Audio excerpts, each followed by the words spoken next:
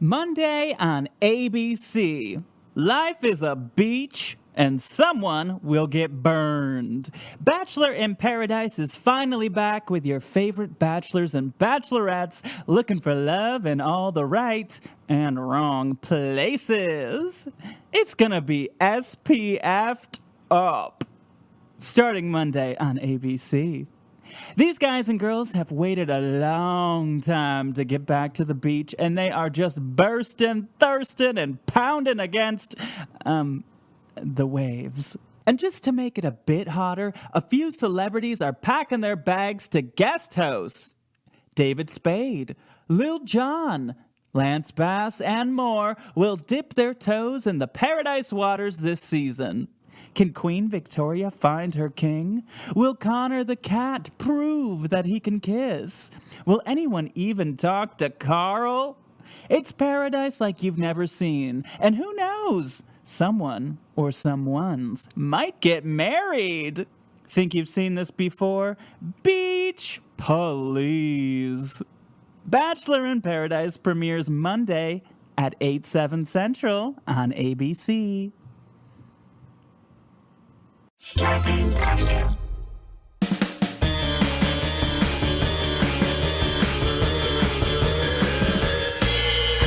What's that at the foot of my bed? It's spooky and kooky. I'm pretty sure it's dead. It's coming this way. Wait a minute, hey, I'm ghosted! By Roz Drezfalez. Please. Hey, boo. It's me, Roz. You guys, this episode today. Oh, it's a good one. There are so many stories, so I'm going to spare you of another one at the beginning of this show because we got a lot to get into.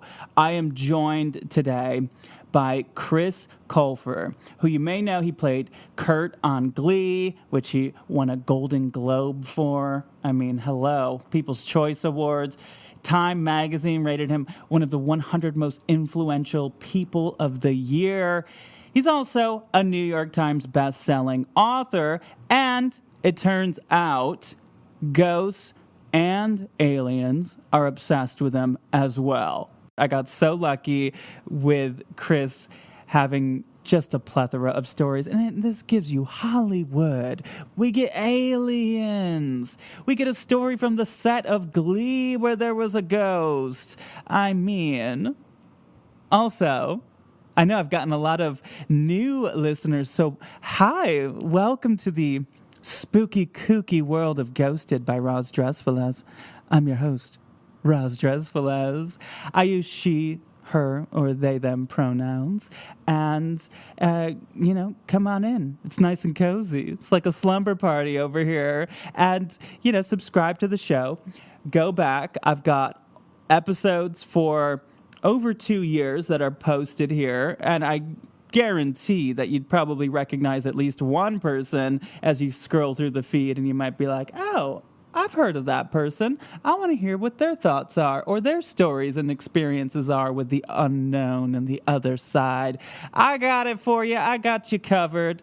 Also, go listen to some of these episodes with people maybe you never have heard of. You might fall in love with someone new. And as always, I have a Patreon, patreon.com/Roz Drezfalez. This time, I do that little thing where I list off a bunch of unexplained phenomena, and it's a short little clip where I talk to Chris about his thoughts on haunted dolls, demons, Bigfoot, Mothman, and we talk a little bit about a spooky place from his hometown. Also, I have a video up this week of me talking about haunted eBay dolls and my thoughts on their profiles and their presentations. All right, let's just get into it. I'm so excited. Here's my conversation with Chris Colfer. On with the show. Oh my God, you guys, I'm joined by Chris Colfer. Hello, how are you? Hi, Roz. I am so excited to be here. Well, I'm so excited for a variety of reasons, but especially because I now know that you love the paranormal. So this is going to be just perfect. So we don't know each other that well, although I'm a huge fan of yours. But Oh, when you asked me to do this, did you know that this is my favorite thing to talk about in the entire world? What the hell? Oh, yeah. How did I not know this? Okay.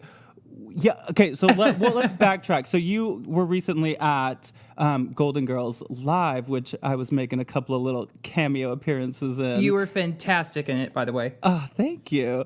And then I was like, I'm just gonna ask. Why not? Because I'm constantly going up to people and being like, "Do you believe in ghosts?" It's like such a weird thing because sometimes people are like, "No, what? Huh?" Like it's just so weird. You just never know. But at this point, I'm like, I'm just gonna try. Who knows? And sometimes you get lucky, and I guess that's what happened this time. Yeah, I thought for sure maybe Drew Droege told you that I love talking about ghosts because he and I have talked about ghosts for hours. Really? Before. So yeah. So yeah. And actually, my favorite question to ask at parties when I meet new people is, have you ever seen a ghost? Stop it. Okay. I think it's quite an icebreaker. Well, if you want to do any field reporting for the show, I'm always looking for people with ghost stories. Live from the Soho House. Yes. Well, it's funny you said that about Drew, because we do so many shows together in that basement theater, and I actually do this podcast live in that basement theater, and many people, Drew included, have had paranormal experiences down there. Oh, really? At oh my gosh. Yeah, and I have spent probably a collective years of my life down there, and I have not had any paranormal experiences, to be honest, but a lot of people that I trust that I don't think are making it up have said that basement is haunted. I talk about it constantly, so maybe one day I'll get so lucky. But yeah, you were in a haunted place when you saw me last. I feel like every theater in the world is haunted. Right? You know, I there's just something about maybe the exchange of energy between a performer and an audience, but I think there's something paranormal in every theater. I mean, if it's doing it right, you know, Right. that's how it should be. Mm-hmm. But you never know. Well, I mean, should we just get into it? Should we talk about ghosts? I want to hear your experiences. Now, we don't just talk about ghosts. So if you've had any kind of, paranormal experience of any sort, let me know. Mm-hmm. But basically, I guess my first question is what are your beliefs of this stuff? I think I go back and forth, honestly, between I either 100% fully believe in paranormal beings and entities and whatnot, and then some days I am the exact opposite, where I think, no, there is nothing. But it's funny, when I sat down to make a list of all my ghosty experiences for your show. My God, you did homework and everything. I did homework. I'm a goody two shoes. Dream guest. I realize I think I'm just in denial about being haunted. I've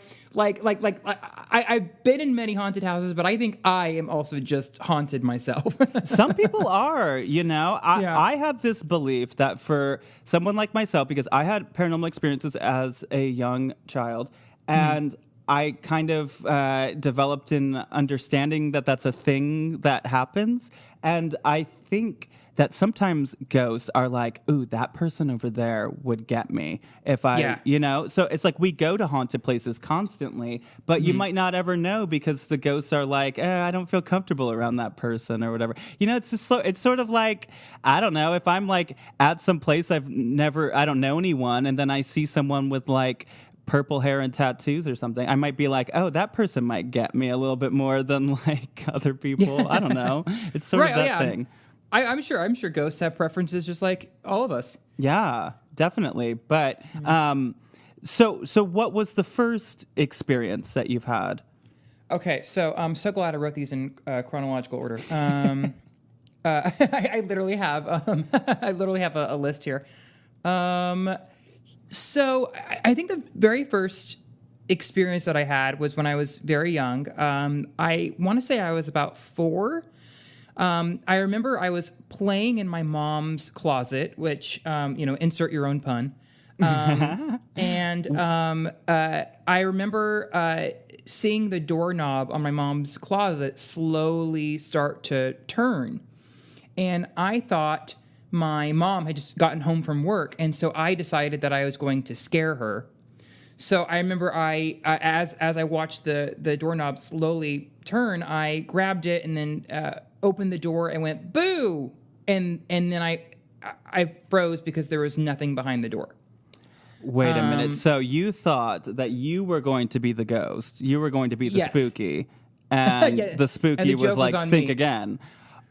Yeah, and it's so funny. Like as a kid, I just kind of shrugged it off because I didn't really think anything of it. It wasn't until like years later that I was thinking about that because there's such a distinct memory in my head. I can see it so vividly now, even as I'm talking to you about it. That I realized later on that I was like, oh, there was something weird about that. That shouldn't have happened. Like that should not have turned. That doorknob should not have turned by itself. Yeah. Now, was this a house that was, had haunted activity? I don't think so, because I don't remember anything else like that happening in that house. It was the first house that my family lived in when I was growing up, and it was a fairly new development. So I mean, unless it was just like Indian graveyard beneath us or something like that. That was the only experience I ever had in that house. You know, the thing that I've learned from this podcast, I bring it up a lot because it scares me, it keeps me up at night, is that I have learned that, and of course all this stuff is theory or whatever, it's all just stuff that we learn from hearing people's stories, but it seems that sometimes ghosts don't have to be present because they died at a location or there's some kind of history there. Like sometimes ghosts can just find you. Yeah. Like they could just show up one day, and it could just be a one-off. It could just be a one-time. Let me turn the doorknob, okay, and I'm out of here. Like testing the waters. You never know. Yeah, and maybe that ghost just didn't get the reaction out of me that they wanted, so they moved on. Yeah, or maybe it's like, I don't know, Monsters Inc. or something, and it's like they got to kind of learn how to be a ghost, and so they start off, at a house, and they'll be like, okay, here's the first assignment is to turn a doorknob. All right, I did that. Now it's time to move to the next house. Yes. Yeah. You never know. So, yeah, it's so much fun to speculate.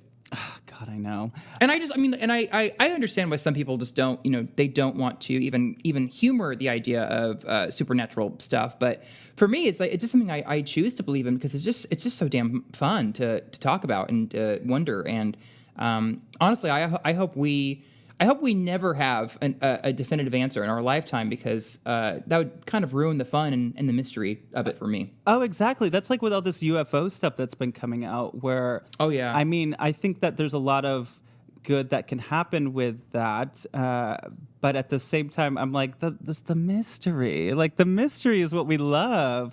I don't want it to be like, oh, it's just like, we got helicopters, UFOs, airplanes. Like, I want it to be like what is that thing? Yeah. It's way more fun to almost project your own beliefs on it than to have a definitive answer. Yeah. So what else has happened to you? Oh my gosh, so many things. Okay. How much time do you have? I got as much time as you are willing to give. Oh, great. Okay. So the next ghost experience, because I've got some extraterrestrial and psychic experiences too. Oh my I'm more than happy God. to share. How did I get so lucky? Okay. Like I said, I wasn't very familiar with your podcast when you asked me to do this, and then I've been listening to it all week, and it's one of my new favorite ones, and I can't believe I hadn't heard of it before. So thank you. It's an honor to be here. So my next experience, it was in the first house that I lived in Los Angeles.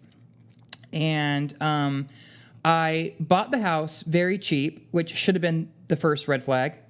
And it was foreclosed. It had been on the market for months and months and months. And this was really like right when I was on the TV show Glee, and it had just kind of taken off pretty epically. And I just really needed a house. Like I really needed to get out of my apartment building because, people would follow me back to my apartment. And oh my God, the was fandom the fandom. It Yeah, was the so fandom much. was I rabid. remember. Yeah, it was crazy. And we were kind of like we were like the musical theater Beatles there for a while. Yes. Yeah, I'm very glad things have calmed down since. I'm very very glad that other teenage shows have taken the torch from us. So anyway, so I found this house, and it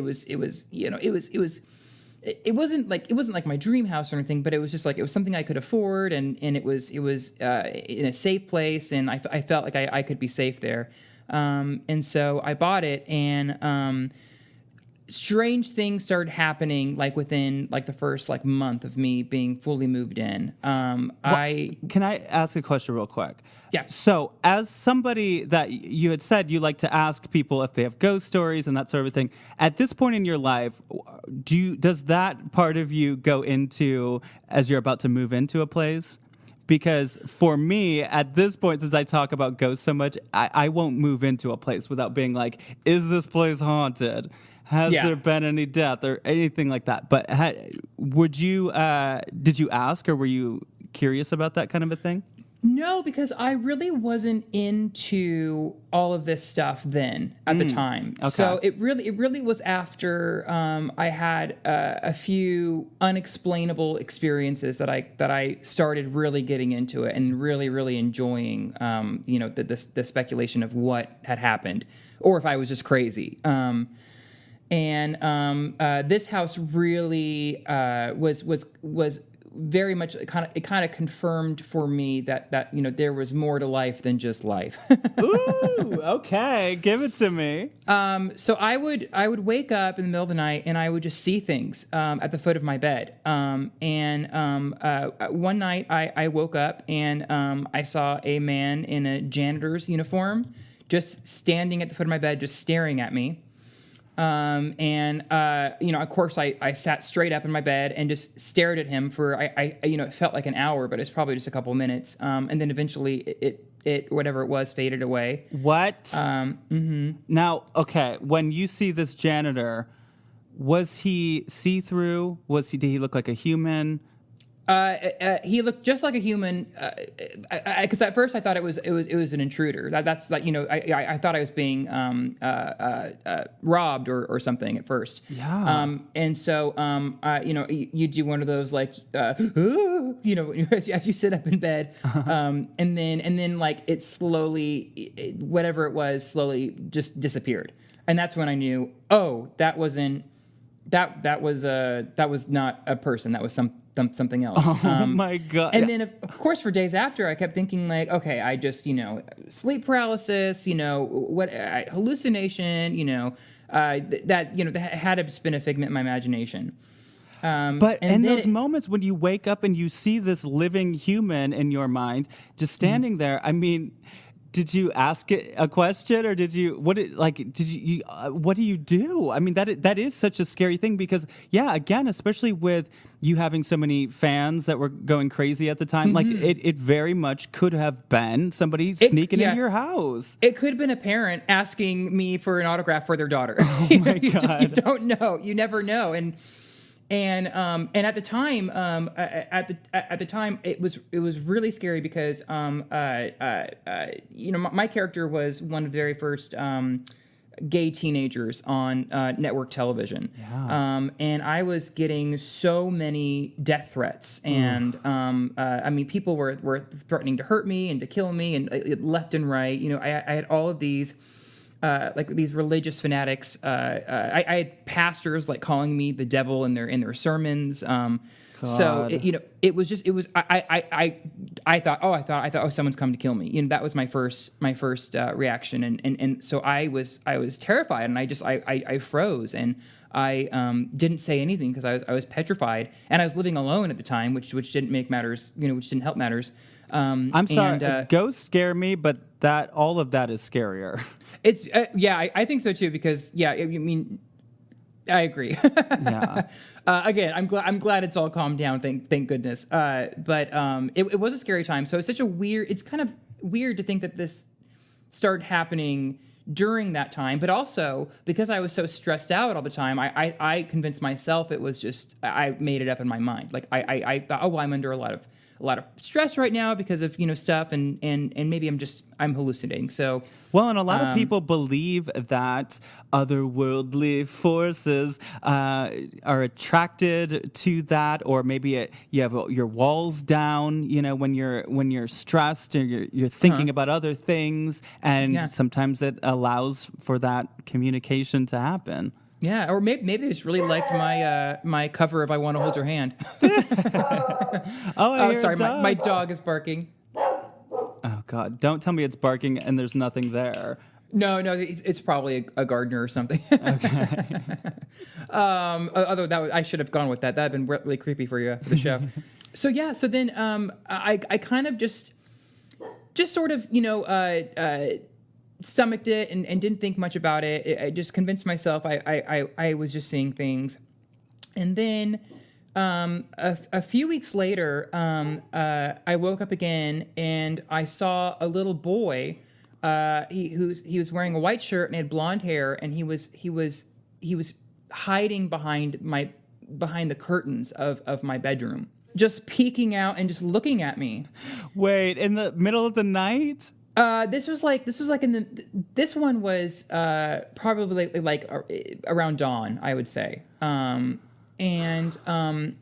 Again, I sat up and gasped very, very loudly. And then I remember my abrupt movement scared him, and then he disappeared. Now, can you, I know that when you're in these moments, you don't always take in every single little detail or whatever because you're in shock and stuff. But can you describe what it was like when these figures disappeared? I mean, was it just like you blinked and they're gone, or did they dissolve, or I do remember a slight what do you call it, transparency first, but they disappeared pretty quickly. But I do remember a slight, could see through them for a few seconds before they were gone. Like it was a quick fade. Which, by the way, I have to disclose, I totally whatever this is. This could be sleep paralysis. I could be crazy. I could have just been stressed and been hallucinating. But regardless, it was very real to me. Yeah, and it's and again, like I said, it's just so much fun to talk about. So I mean, even if I am crazy, I mean, it's a fun crazy. Okay, well, first of all, you came to the right place because we believe in this stuff. So don't even worry about that. But among friends, yes. But I mean, with sleep paralysis, you wouldn't be able to sit up. That's true, and I have had bad sleep paralysis where I am paralyzed and can't move, and that is very scary. But yeah, these experiences, I had full motion, and I it wasn't just like I woke up and it was gone. It was like I had a minute or a good 30 seconds with seeing this in front of me. And both of these figures, did they both appear to be the same? Living human beings. They were at first, yeah. Yeah. Okay. Yeah. Wow. And it's funny. The first one, the janitor was just didn't have any kind of reaction to me waking up. It just he was very still and was just kind of looming over me, staring at me. And then the little boy, which was the second one I experienced, that he was there. He very much reacted to my reaction, which I thought was interesting. So this is how long you've been living in the home? This was I want to say the second month. Okay. Yeah, and at this point, are you afraid to go to bed, or are you? At this point I am in deep denial. Wow. Because it was like the world is scary outside my house. The world is scary inside my house. Oh, Chris. I'm just gonna pretend everything is okay. Did you share this with anybody at the time? Oh, of course. I told anyone who would listen. And then my mom would come and visit me occasionally. And my mom is very, very much does not believe in this kind of stuff, and for the first time she stayed at my house. I met her downstairs for breakfast, and she goes, "This house is haunted." Why'd she say that? I was like, why do you say that? And she said that she was hearing footsteps in the hallway all night long. And I at the time, like I said, I was in denial, and I was like, well, Brian, my cat, is very heavy, so maybe you just, you heard, him stomping around. And she's like, no, Christopher, I heard human footsteps all night long going up and down the stairs, and this house is haunted. You need to move. And again, just, denial, stomach it. So anyway, the house, like the longer that I lived there, it just seemed like there was just this bad energy in the air. And the way that it was built was kind of unsettling too, because it was multi-leveled. It was like a big house. It was kind of like a townhouse, but like it sat kind of over a cliff in the hills. The basement was very creepy because the basement was only like partially finished, where like half of it was concrete and the other half was just dirt, like plain dirt, like basically what I'm saying is bodies could have been buried there. Oh, of course. I wouldn't have known. So anyway, it just got to a point, and I remember I went to a psychic, and the psychic told me, yeah, that you need to get out of that house, and I was like, I agree. So I only lived there. I lived there for I think less than a year, and then I moved to another house. But then I would say about 3 or 4 months after I moved from that house, I saw my old neighbor at the grocery store. His name was Ben. And I remember Ben telling me, who I'd become friends with over the time that I was living there. He stopped me at the grocery store and he said, I would never have told you this while you were living there, but your house used to be a huge like drug house. Like it was like people would come, like we would see like Bentleys and cars like parked outside for days and days on end. We would see people go in and then we would never see them come out. Wow. And so I was like, okay, well now you tell me. Yeah. Maybe you could have told me this before I bought the house, but so that kind of confirmed to me that there was something off there. Monday on ABC. Life is a beach and someone will get burned. Bachelor in Paradise is finally back with your favorite bachelors and bachelorettes looking for love in all the right and wrong places. It's gonna be SPF'd up. Starting Monday on ABC. These guys and girls have waited a long time to get back to the beach, and they are just bursting, thirsting, and pounding against, the waves. And just to make it a bit hotter, a few celebrities are packing their bags to guest host. David Spade, Lil Jon, Lance Bass, and more will dip their toes in the paradise waters this season. Can Queen Victoria find her king? Will Connor the cat prove that he can kiss? Will anyone even talk to Carl? It's paradise like you've never seen. And who knows? Someone or someones might get married. Think you've seen this before? Beach Police. Bachelor in Paradise premieres Monday at 8/7 Central on ABC. If you are anything like me, you got a problem with sugar. But Sakara's clean, plant-rich, ready-to-eat meals nourish your body with whole organic ingredients that retrain your palate and help you to break up with your sweet tooth for good. Hey, sweet tooth, I think we should see other people. Sakara is a nutrition company that focuses on overall wellness, starting with what you eat.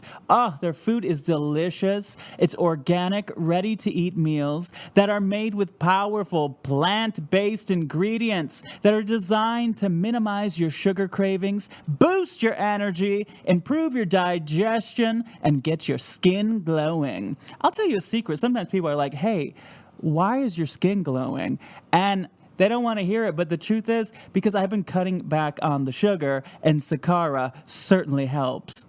Sakara's chef-crafted breakfasts, lunches, and dinners are backed by cutting-edge nutrition science to boost your health and stoke your glow. It's delivered fresh to your door anywhere in the U.S. Along with delicious plant-rich meals, Sakara also offers daily wellness essentials like supplements and herbal teas to support your nutrition. Experience their best-selling Metabolism Super Powder and Metabolism Super Bar to control sugar cravings, reduce bloating, boost energy, and reduce fatigue. It is so good to have this after the way that I've been eating this past year and a half.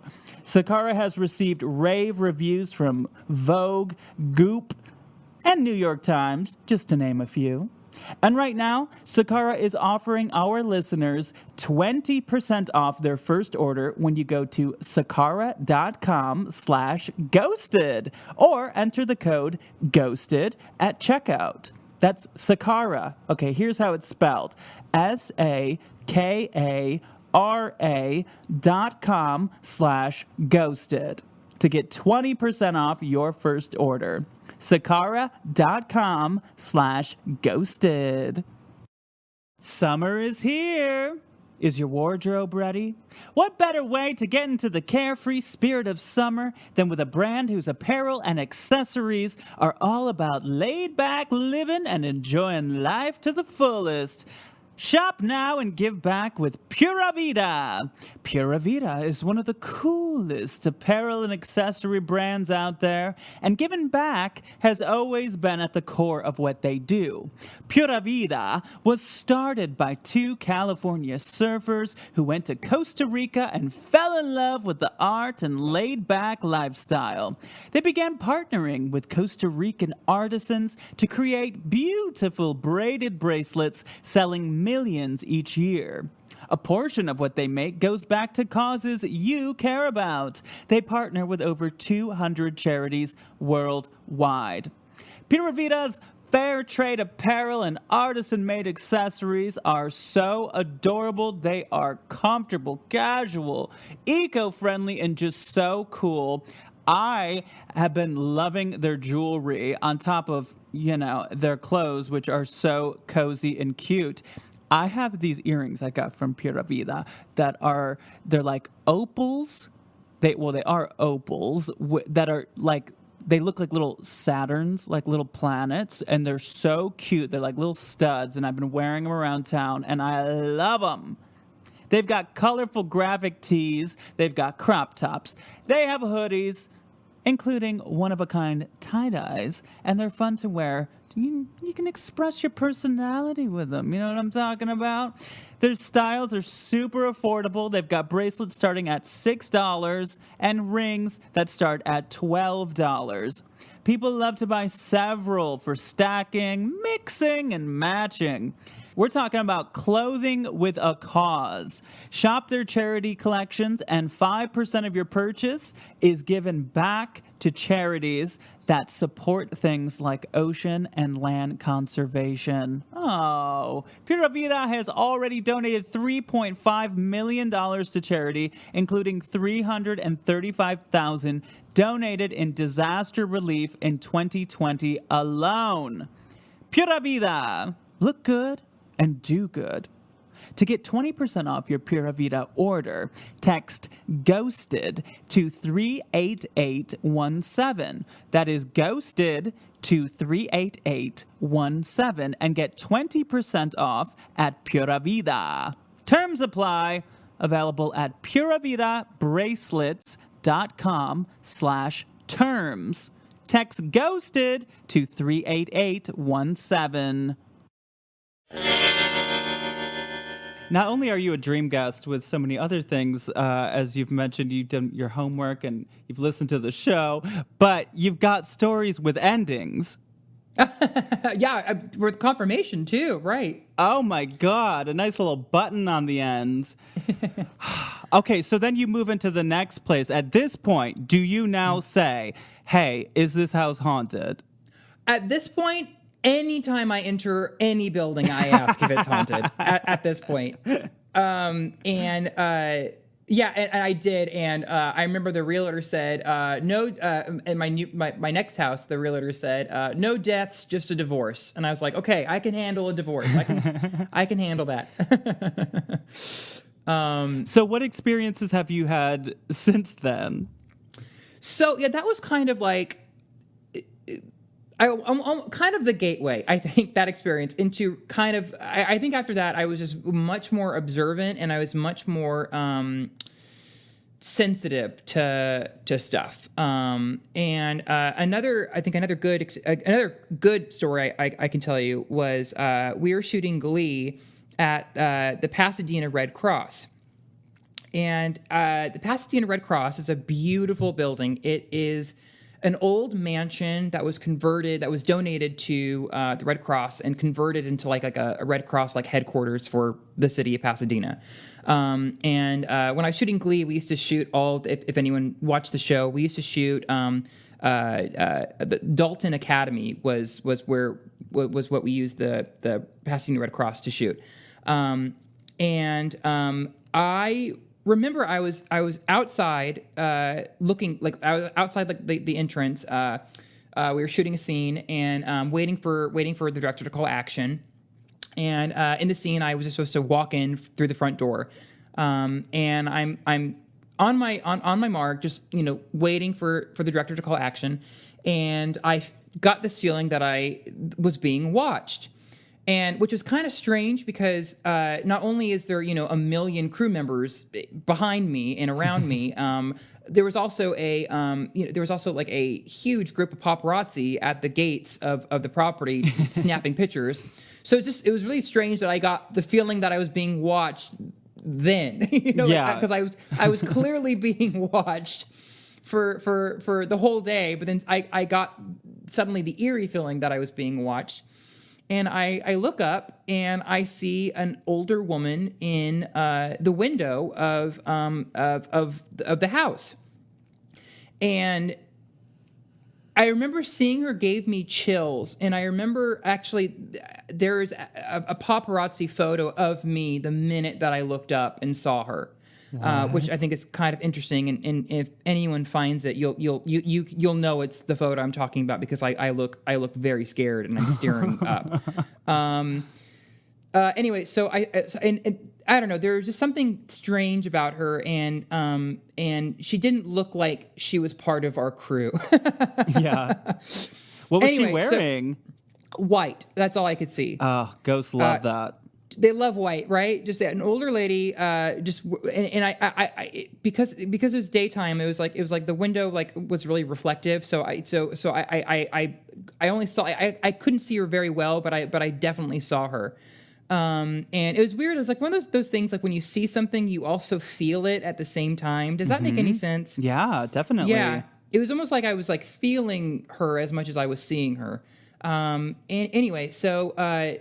We shoot the scene, blah blah blah, and I try to find that room in between setups. I try to find what that room that I saw this woman in, and I'm kind of exploring the house, and I realize it is it was the attic. It was the attic that I saw her in, and.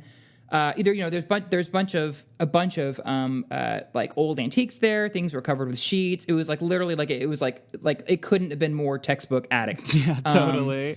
And so I was thinking, and then of course because of my experiences at my old house, I thought, oh God, is it happening again? Did I just see a ghost? So I go to the location manager and I ask her, hey, can we find out if this place is haunted? And she kind of gave me like, that weird look that everyone gives you when you ask a question like that. And she's like, sure, give me a few minutes. Let me get right on that. Yeah. And so then a few, I'd say like 20 minutes later, she comes up to me with a huge smile on her face. And she's like, you're not going to believe this. And I was like, trust me, I will. And she's like, this house people claim this house is very haunted. They claim they have seen a woman roaming the hall, an older woman roaming the halls and it's actually been on the show Ghost Hunters. Oh my God. And I had never seen. I swear I had never seen that episode. Anyway. So again, that was confirmation for me that okay. So yeah, I experienced something that other people have also experienced. Well, first of all, for anyone that's never been to Pasadena, it is just like gigantic old houses, Oh, yeah. and so many of them are haunted. There's tons of haunted places in Pasadena. They just love it there. They do. I mean, it's very nice. I can't blame them. Yeah, it is nice. Did you guys? So you filmed a lot there. So did other people have experiences that you knew about? I never actually asked anyone about it because this is actually when this happened. This was season 5, and I actually never went back there again. This is actually the last time that I was there. So maybe she was saying goodbye. Yeah. Oh, you should go visit her. I should. What a weird way to get in. Hi, I know the lady in the attic. I know the ghost here. Well, I was thinking. I did a little research of my own, and I found a clip from when you were on Jimmy Fallon, and you were telling the story about a little alien that you encountered. Yes. Can we hear that story? Absolutely, yeah, that's on my list. Okay, perfect. Let me see. Yeah, so I was little. I want to say about I forget. I think it was like 5 or 6 or something like that. And I had terrible bronchitis, and so I was hyped up on lots of cough syrup and whatnot. And I remember again waking up in the middle of the night, and there was a little ET standing at the foot of my bed, and he was very, very cute. And I remember it was so strange because as soon as I opened my eyes and I realized what I was looking at, I was not afraid of it at all. Which is kind of funny because every time anytime that experience has happened to me before or after, I've always been very scared. But there was something about seeing this extraterrestrial that I felt very almost comforted that he was there. Or she, or they, I totally again. It could have been a hallucination, but kind of a very specific, strange hallucination to have. And ever since then, I've been fascinated by the alien theories and UFOs, and it's one of my little hobbies to research and read about. But what was it that made you think that it was an alien as opposed to a ghost or anything else? He had a huge head, huge eyes. He looked just like the alien emoji. Wow. I would say about 3.5 feet tall. Cute. Like bluish grayish skin. Oh my God. But adorable, absolutely adorable. And maybe he was just so cute I wasn't afraid. And so, how did that one end? Did he walk out the room, or what happened? Same as my ghost experiences later on. It faded. Wow. Yeah. Which again, anyone, any skeptics listening would say, okay, clearly, if you have the same thing happen to you more than once, it's probably medical. It's not. It's not. It's not supernatural. But oh, come on. Yeah. Well, I think it was real because it's a lot of fun to think it was real. Yeah, of course. Well, because when I was watching the clip with Jimmy Fallon, you were saying that it was kind of telepathic communication between the two of you. Yeah. It was kind of like like I said, like I knew I knew they were there. They weren't there to hurt me, and I knew they just were there to say basically, hey, feel better. Have you heard get better about soon? Have you heard about this documentary called The Phenomenon? Yes. Is it Discovery Plus? Yes. Which I'm obsessed with Discovery Plus because it has all these paranormal shows and stuff. But that one has this story that I had never heard before of these kids in Zimbabwe that were at school and they were doing recess, and all of a sudden this UFO came down, and basically what you described came out of the craft and had telepathic communication with them. And all of these children experienced it. And there was, I guess in the 90s, this was in 1994, the BBC did an interview with the children, and the kids seem very convinced, and there are a lot of them that experienced this. And then in this documentary, The Phenomenon, they go back and they catch up with the kids, and it just reminded me so much of that story when I heard yours.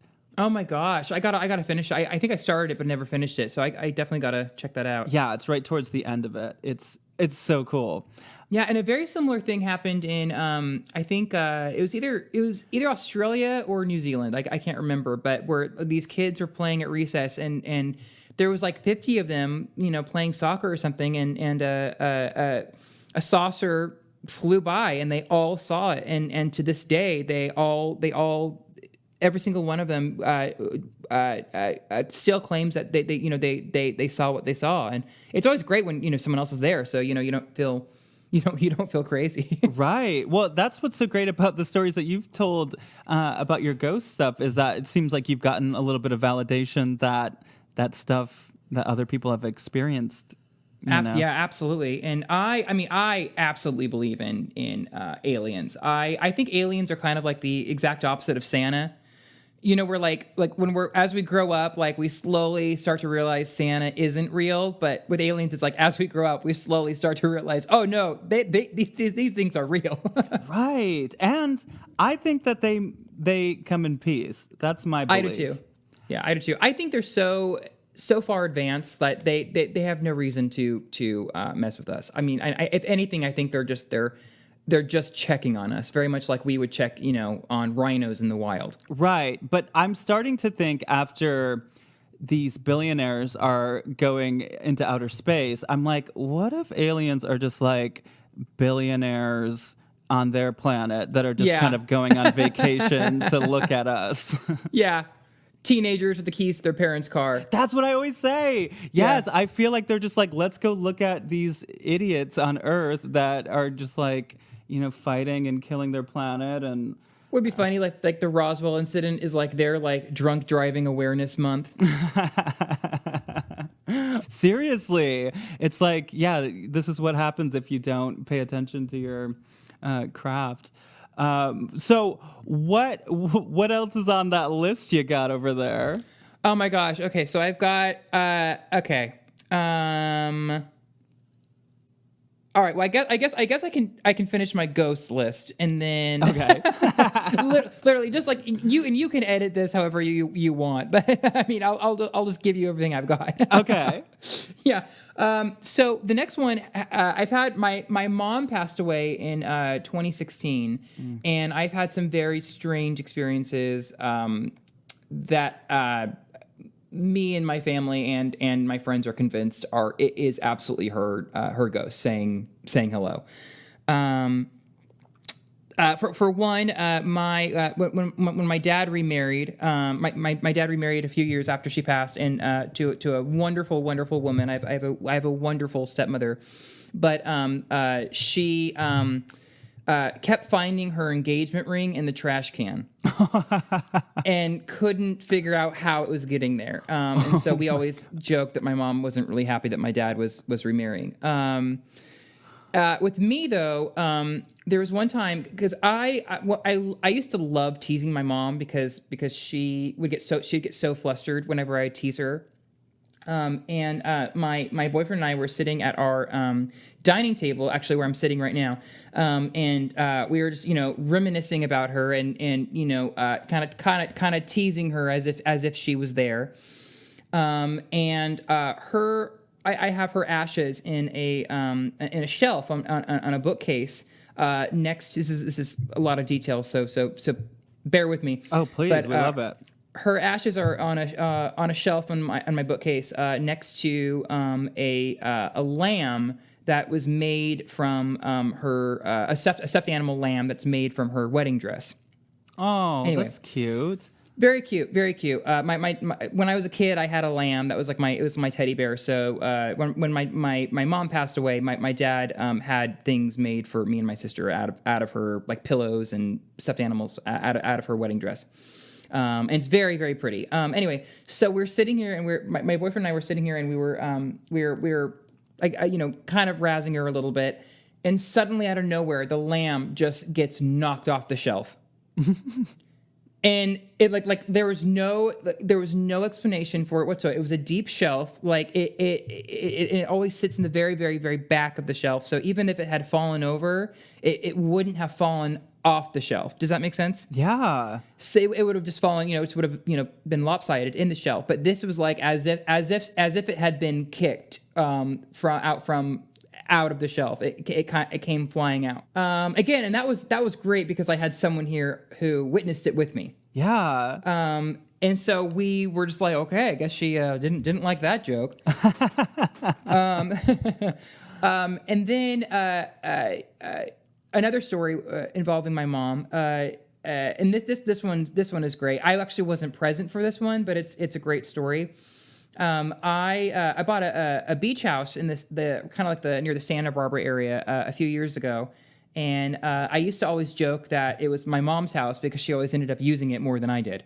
It seemed like she was there every weekend with a new group of friends. And about a year after she died, I got a call from my neighbor up there that said, your garage is malfunctioning. It just keeps opening and closing, opening and closing, opening and closing. So my assistant, Heather, went up to see what the problem was.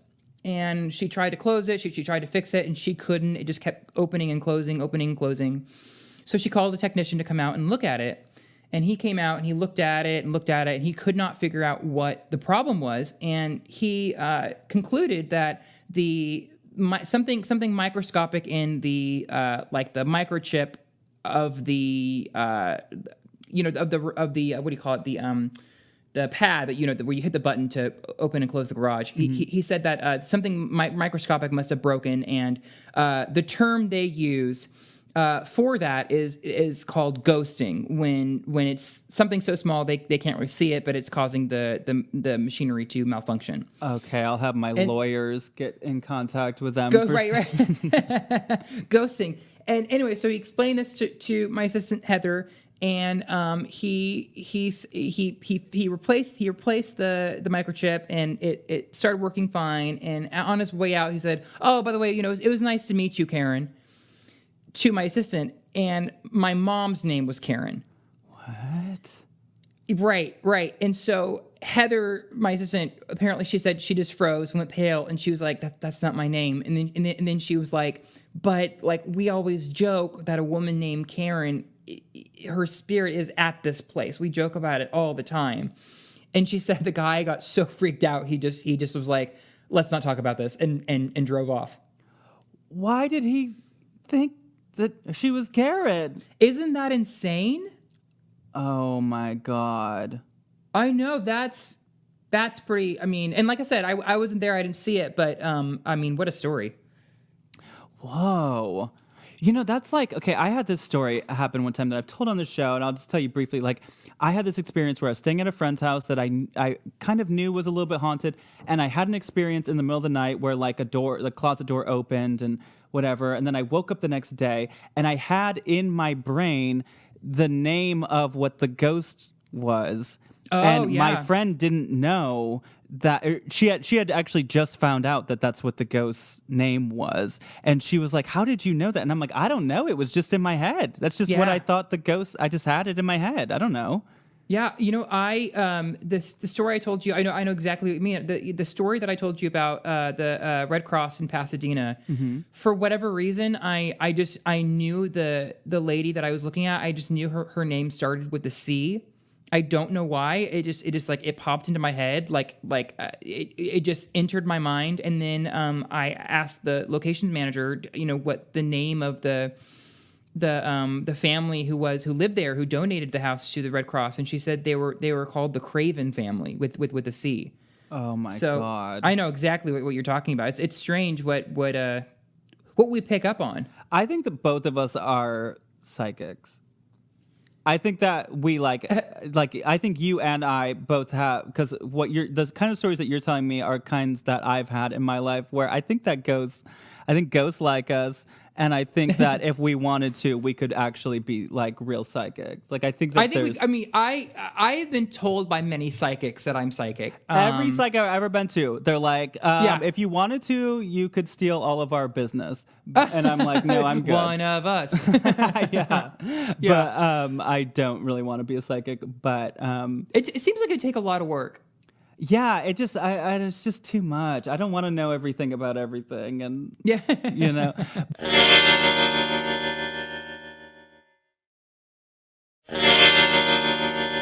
I mean, have you had a lot of experiences with psychics? Well, one of my best friends in the entire world is a psychic. Her name is Shar. Shar Margolis. She's incredible. She had her own show on WoW Plus, the reading for Queens. And she is famously she I don't know if you know the story about when Dean Martin's brother died in a plane crash off the coast of Hawaii, and the search and rescue searched for his body for days and days, and they were desperate, and so they called Shar, and she walked into the search and rescue headquarters and pointed to a map and said, "He's here," and they found him that afternoon. Whoa! Yeah. So, and they're actually making a documentary about it right now. So, that'll be fun when that comes out. Yeah, I mean that's one psychic ability that I would love to have, to be able to find things. Yeah, and Shar, you got to have her on your show. I think you two would get along. I'll make the connection happen. Oh, thank you. But she also used to work. Used to work for the police, and like they used to like mic her and wire her and send her into places, and she'd pick up on things and help detectives and stuff. So she's got a lot of amazing stories. Did it ever appeal to you to do like Tyler Henry or any of these celebrity psychic shows? It did. When I've definitely had offers to do like him and the Long Island Medium and whatnot, and I find I believe in all of that so much. I just don't. I wouldn't be very comfortable being that vulnerable on camera. Right. I mean, it gets heavy. It gets really heavy, and so I mean, like stories like this, I have no problem telling anyone because I think they're fun and spooky and whatnot. But yeah, I just I don't know. I don't want my deceased relatives spilling all telling all my secrets. Yeah, yeah, totally. So, had you had other extraterrestrial type experiences? I've had some crazy dreams where I've been like aboard UFOs and whatnot. Never like anything cool like where I'm being experimented on. It's more like oh crap, how'd he get in here? Kind of a thing. Uh-huh. But I did see a UFO for the first time last year. It keeps getting better. I know. I mean, I sound like a lunatic, and that's okay. No, you don't. Not here. If you were on, like, I don't know, C-SPAN right now being interviewed, yes. But here, right. no. And I, for the record, if I wanted attention, there are many, many avenues I could pursue. Trust me. Yeah, totally. But yeah, and I think I'm actually, because I have a book coming out this fall, so I think I'll have to when I promote it, I'll have to let the Tonight Show show the video or something, because I took a video of it actually. Oh my God! Okay, yeah. So what happened? So I was leaving. I forget. Actually, it wasn't last year. I think it was. Might have been in January actually. January of this year. And I was leaving. Where was I leaving? I forget where I was leaving, but anyway, I was stepping out and I was wearing sunglasses and I look up in the sky, and had I not been wearing sunglasses, I would not have seen it because it blended into the sky pretty well. But it was just like this. It was this white, like it looked like a cylinder, very small, just hovering in the air, and it was bobbing from side to side. It wasn't moving with the wind. It was upright, and it was just chilling in the sky. And I wasn't sure what it was, so I took a video of it and sent it to a lot of my friends, and they all congratulated me on my first UFO sighting because they knew what a milestone it was for me. This was here in California? It was here in California. I was in Los Angeles, and then later that afternoon, it's funny because they is when I think it was the American Airlines pilots in Arizona reported seeing a cylinder flying over Arizona. So I remember it was the same exact day, and luckily, like, our iPhones date everything, right? So I was able to make that connection. There's this other thing with UFOs that people believe, which is that there's some people that UFOs and aliens like keep up with, and maybe you'll have a series of those experiences. I hope so, because God, like I said, they're my favorite thing to talk about. Like, it's such a passion project, imagining. Well, I don't know. You experienced one at such a young age. Yeah. Maybe that's not a mole on my neck. Maybe that's a tracking device. Oh my God! You know what I was reading? Fran Drescher says that she had an experience with an alien like that. Really? Yeah, I don't know if it's legit or not, but I read it online, so it's probably real. Oh my gosh. There's a great story about I think it was a party at Lucille Ball's house. Ronald Reagan came to the party. Back he was long before he was even thinking about politics. He was just an actor in westerns. He came to the party kind of disheveled, and they asked him what was wrong. And he said that he had encountered extraterrestrials like on Mulholland, and one of them told him he was going to be president. What? Yeah, isn't that nuts? I've never heard that story. Yeah. Oh yeah. Oh, have you ever been to Alien Con? No. Have you? Oh my gosh! Treat yourself. Where is that, in Roswell?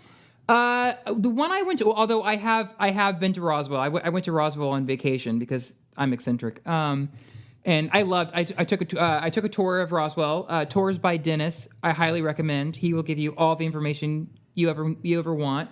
But no, I went to Alien Con. I think it was in Pasadena randomly a few years back, and it was, oh my God, it was kind of like a cheesy convention, but just the people watching is phenomenal. Oh, of course, that's my favorite. And like the Q&A section at the panels are like fascinating, and people, they always use the Q&A in those scenarios to just talk about themselves, and oh my God, it was a gift. So when it comes to UFOs and aliens, so what do you believe? Do you believe that they live on another planet in outer space and they come here? Because sometimes I have these beliefs that what if they live here? Mm-hmm. Yeah, I go back and forth. I think honestly, my theory is actually maybe they're just a very, very evolved form of us.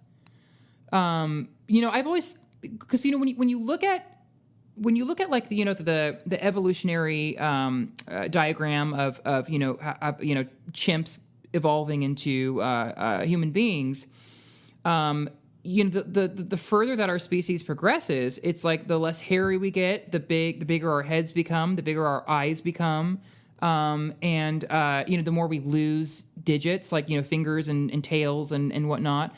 And so if you put like the traditional depiction of an alien on that what do you call it, that chart, it you could see actually how we could actually evolve into that. Yeah, because there is always kind of that feeling of like they're at the zoo or something, right. When they're looking at us. And it's like, yeah, what if they are more evolved versions of us? Do you want to hear some ghost voices? Yes. Okay. It's time for EVPs or EV Please. So, you know how this works. I go to YouTube and I look up EVPs, electronic voice phenomenal, aka people on the internet that believe they have captured ghosts speaking. And I'll give you some options. First, let me know what you hear, and we'll try to figure out what these ghost hunters believe their ghost is saying. So this first one comes from it's called American Paranormal Research Association. This sounds very official. Yeah. On YouTube. And this is at Murphy's Historic Hotel, which is in Murphy's, California. And let's see if you can hear anything. Now, always, I give the benefit of the doubt, especially because we're doing this over Zoom. It might be hard to hear, but we'll try. All right, here we go. Oh my God, it happened so fast. We play it again? Yeah. Okay.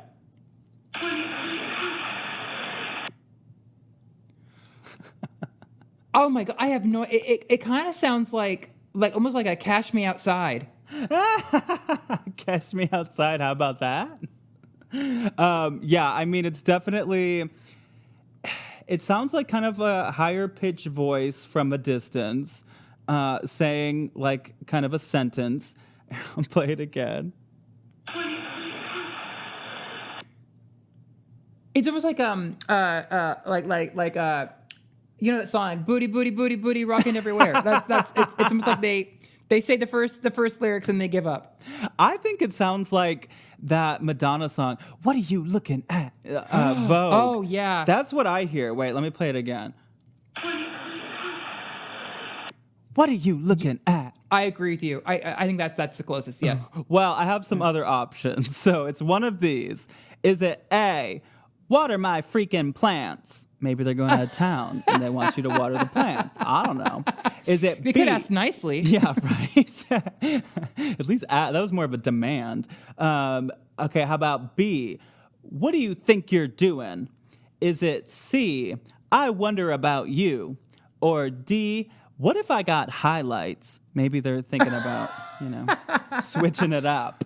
What was option B? What do you think you're doing? I would say that. Okay, let me play it again. Yeah, that's what they think it says. And I actually Yeah. kind of hear it. Yeah, I definitely hear that. What do you think you're doing? Okay, here's one more. And this one is from Oklahoma Ghost Chasers. And I couldn't figure out what the location was. So it's someplace with a ghost. And here's a ghost speaking. What is it saying? Okay, this one's more of a whisper with a lot Yeah. of background noise. But it's a whispery kind of a ghost. I'll play it again. Do you hear anything? One more time. Okay.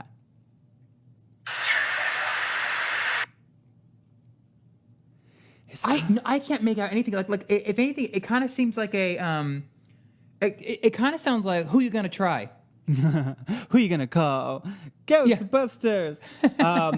Yeah, it's here one more time. Oh, that's a tough one. I feel like it sounds like Terminator. Terminator. Okay, let me give you some options. Is it A, turtle head? B, you better back up? C, turn that off? Or D, my attorney just called? Well, I respect D the most. Let me play it again. I have no idea. It says turn that off. Turn that off. Okay. Okay, now that we know that, let's hear it again. Yeah, okay. I can hear that now. Turn that off. Yeah, I can Yeah. hear it. I can hear it. Well, I think that's about it. I think we got a full episode of amazing stories here. I am so grateful that you did I this. didn't shut up. Thank you so much for giving me a safe place. Oh my God, it's perfect. And so what's going on with you? You got another book coming out. I mean, this is number what now? You've written so many. Yeah, this is number 18 for me. Congratulations. You are my niece Ella's favorite author. So shout out to Ella. Hi, Ella. Thank you so much. Another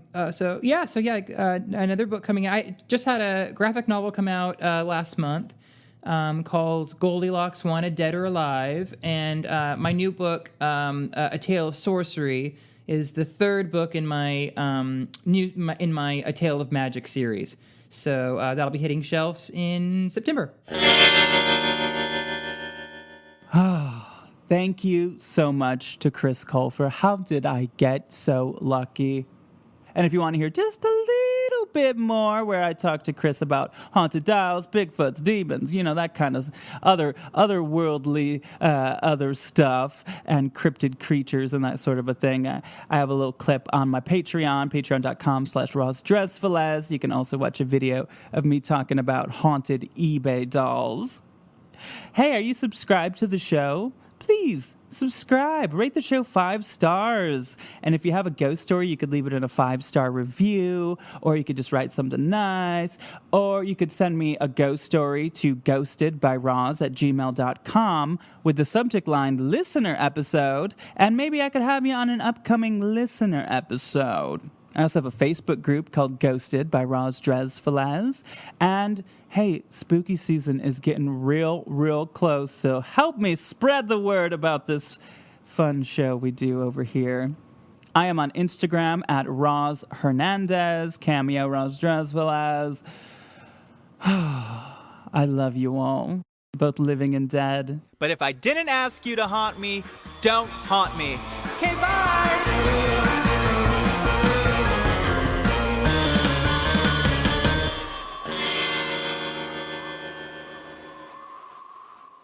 Scorpions Avenue.